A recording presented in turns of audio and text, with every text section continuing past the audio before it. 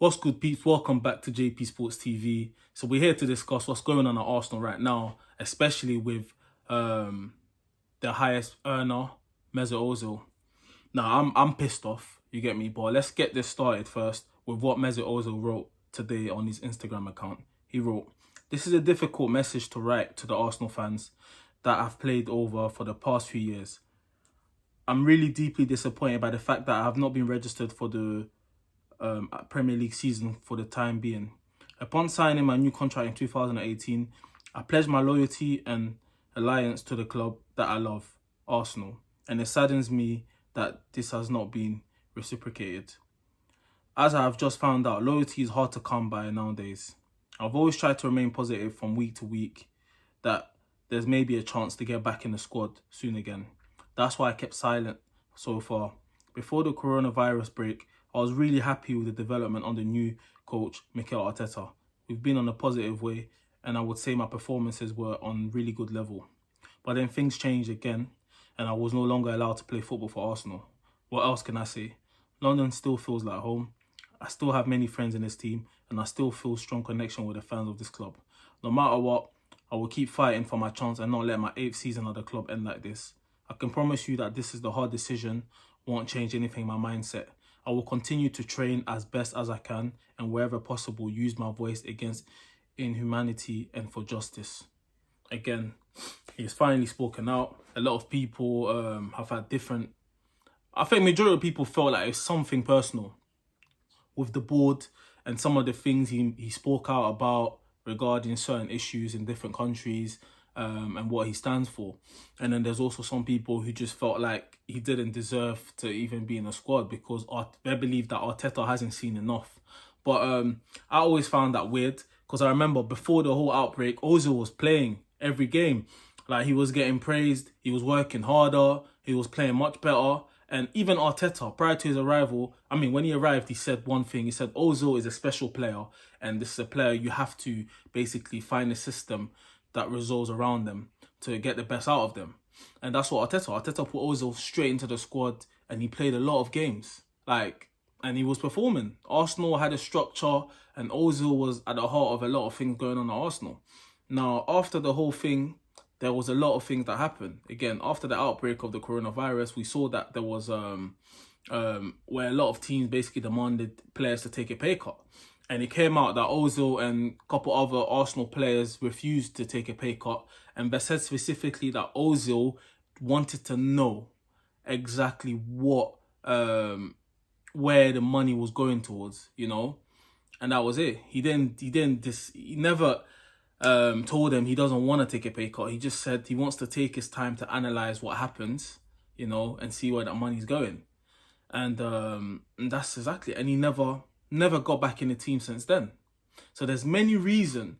And he said one thing here which made me believe that it's definitely something that has nothing to do with football. And the last thing he said is, I will continue to train as best as I can and wherever possible use my voice against inhumanity and for justice. So again, so there's all these conspiracies that's been going on regarding some of the things he's supporting and some of the things he's against is the reason why he hasn't played. He's confirmed that that possibly might be it. Now, I'm pissed off of Arsenal because you don't treat anyone like that. There's been a lot of people saying that he's on 350k a week, blah, blah, blah. Why doesn't he just leave? Listen, if you was on 350k a week yourself, you would not leave. You understand? And he's not the one that decided to get paid 350k. Arsenal felt like he deserved that amount. You know, he's a superstar. He's a guy with bags of experience. The disrespect that this guy gets sometimes is just crazy. When he's a player that won Germany Player of the Year 5 times. Yeah, he was a Real Madrid player. He played a world-class player. He was a world-class player himself. He's come to an Arsenal team which was no longer a world-class team. Like, we just got a world-class name, yeah, but we're not a world-class team anymore. We've not been for more than 10 years now. And, you know, so he's not playing. There was a lot more responsibility put on him because at the time our record signing and all the hype around him. But anyone who watches football knows that Mesut Ozil is not, he's not Leo Messi, he's not Cristiano Ronaldo, you know. And even though he's been Germany Player of the Year 5 times, he's never really been the main player, apart from when he was at Werder Bremen. but he's never really been the main player. Like, he's always had other world-class players around him, which made things a bit easy for him. In that Germany squad, he was playing with people like Philipp Lahm, Schweinsteiger, Marcus Roos. Like, he was playing with a lot of world-class players. So it wasn't just like Ozil just doing everything for Germany. And at Real Madrid, like, he wasn't the best player at Real Madrid. They had Cristiano Ronaldo. They had Angel Di Maria. They had Benzema. Defense, you're talking about Ramos, Marcelo. He played with world-class players. Arsenal have not had those world-class players around him. So demanding him to basically do what Messi, Ronaldo do is an impossible mission. Again, I agree that there's times where he looked kind of off it, and there's times where he wasn't putting in as much work. But it doesn't mean you completely remove him from the whole Arsenal team. It makes no sense. You can tell him, work on him behind the scene, put him on a bench, put him on a bench. Because yes, we're not a world-class team no more. And maybe Mesut Ozil hasn't got that dominance, that power that Arsenal maybe want, but he's still a world-class player. Like, he's got world-class things, still has great vision, still has better technique than a lot of the players at Arsenal. So I feel like removing him from the whole squad is ridiculous, because you're not telling me people like El Neni and Xhaka and all of them man there are better. Yes, they're probably in their position. We probably haven't got a lot of players there in terms of like defensive position, but offensively we don't have that world class number 10 anyways. We do not have that. We don't have that. So he's at a later stage in his career where he's a bit older, and you probably won't get that work rate you required from him, but at least put him on the bench. At least put the guy on the bench. Bring him on when things are not going well. When the team is sloppy and the passing is off, bring him on. Start him against teams that are weaker, or, there's ways of working with this guy. You're paying him 350k a week, and you're basically freezing the guy out of the team like that. And it's obviously can't be for playing reason, because before the coronavirus, he was playing every single game. And he was performing. And he understood what Arteta wanted, and he was ready to do whatever Arteta wanted him to do. And all of a sudden, he's frozen out the whole team. Frozen out. You're not telling me he's not better than some of the players that are in that 25-man squad in the Premier League. He's been frozen out of the 25-man squad in the Europa League and in the Premier League. That's ridiculous. So what are you paying him for? What exactly are you paying him for? Some people are going to say, yeah, why don't you leave? Like, if you really care about football, why don't you leave? No, because at the end of the day, these players are normal people as well. And some of these people have ego as well. And being treated like that, you'll be like, no, I'm not moving then. I'm going to take as much money as I can, and then I'll leave for free. And if Arsenal really want to freeze him out like that, why don't we just pay him out? If you're not going to use him anyways till the end of the season, why don't you just pay him off anyways? Because you're going to end up giving him that money if he just stays there. But what we're trying to do, we're trying to force him out. And what you do is, you can't force out players that big. Players you're on big wages like that. You're not going to force them out. Because today, football is no longer like before. Today, the players are in control of their situation. If you've given them a long-term contract, if he doesn't want to do fuck all, he won't do fuck all.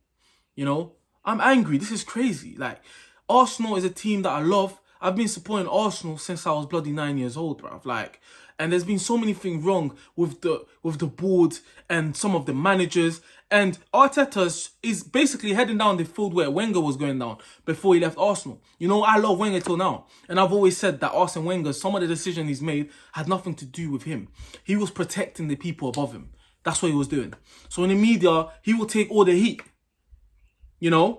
As long as he can dictate what goes on from the football side of things, all the politics, he took it on his chin. He said, fuck it. That, nah. Everything that's going on is his decision. But we all know there's people in the board that are doing it. Because since Wenger left, it's been the same thing. Unai Emery came in as a puppet. He was a guy that we knew was never going to transition our team to becoming a big team. We knew he was another puppet. He was going to come there, listen to what the owners tell him to do. And, and it didn't work out for him. Arteta now, who's a great manager, he's done so well so far, could end up potentially getting himself sacked. Because what will happen is, he frees out someone like Ozil for the rest of the season, yeah? If Arsenal have a terrible season and go on a long spell where we're not creating, things are slow, like especially like the game at City, fans will start to question him. And certain fans have started to question him already. Because sometimes he's done a few breaky things, not starting certain man and starting certain man. And Arteta needs to be careful because he might end up regretting it. Arteta might end up regretting it. He's done well so far, and he's doing that thing that Wenger was doing where he was protecting the board. We know that it has nothing to do with football reasons. Arteta's played with Ozil. Arteta was praising Ozil, and all of a sudden you're not even putting him in your squad. Clearly, it's not football reasons. Clearly, it's not football reasons. He's dodgy. Arteta's become perfect at dodging the Ozil questions. He's a perfectionist at dodging Ozil questions. He always says, we have to pick the team that's best, blah, blah, blah. But he's not really saying anything else. He's not saying Ozil won't be part of the squad no more. You know, he's kind of indirecting there's still a possibility. But then the guy's not even in the 25-man squad. So what are you going to do with Ozil? This is crazy. This is absolutely crazy.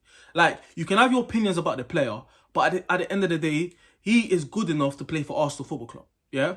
He is good enough to play, especially with some of the players we have right now, he's definitely good enough to play for Arsenal Football Club. Elneny's had a chance. Elneny's back. He's playing games now. And this is a guy that everyone says is not good enough for Arsenal Football Club. So you can't tell me Ozil is not good enough for Arsenal Football Club. We are not a world-class team. We are far from it. We are far from it. We have possibly one world-class player, which is Aubameyang. We've got a few great players, and I can name a few people like Lacazette. Partey is potentially a world-class player, but let's see how he settles at Arsenal Football Club. But the rest of them, just good players, you know. Willian, he's a good player. We've got people like Pepe, inconsistent again. You can argue the way Arteta treats him sometimes, you know, drops him, puts him on. He has one bad game, he's out of the team. So there's no consistency there, but he's not a world-class player. He's just a good player right now. Xhaka, good player. Elneny, good players. David Luiz, he's had his bad days, but potentially a good defender as well. You know, Leno potentially could become a world-class keeper. We're not a world-class team. So we need to start thinking properly. Ozil is no longer a world-class player, but he still has world-class traits, you know. You're not going to lose your technical ability, your vision. Maybe he might lose a yard of pace because he was never really a fast player anyways. But he still has that creativity, you know. And we've got fast players now. We've got Partey in midfield. This is his last season. You never know. You never know. He respects Arteta. And like he said, everything was going well. And he loves what was going on with Arteta. And now all of a sudden the guy's just been frozen out of the team. This is unbelievable, man. And I feel like this is not a way to treat a player who's been at Arsenal for almost 8 years. This is not how we do things. Like, he's had good seasons. He's had very good seasons. And he's had average seasons, you know. But there's many reasons behind that. It's not plain forward simple, you know. Because I've always said, like, Ozil isn't that guy that will kind of lead your team. He's not really a leader in that aspect. He's a guy that needs world-class players around him so that he can do his stuff. If you brought David Silva to Arsenal, yeah, David Silva would have been playing with a lot of average players. And then people would have said David Silva, he's not working hard enough because Arsenal's not a team that dominates the ball like before. You know, people like David Silva and Kevin De Bruyne, they're playing with a lot of world-class players around them. You know, they've got forwards that can make a change at any given moment. They've got world-class players. So the responsibility is not just on them. But at Arsenal, we've put that responsibility on a player who isn't really a leader like that. You know? And that's the thing. We had unrealistic targets when we had Ozil. And that's what it is. And whenever we lost, it was quick to blame him because he was our record signing, our highest earner.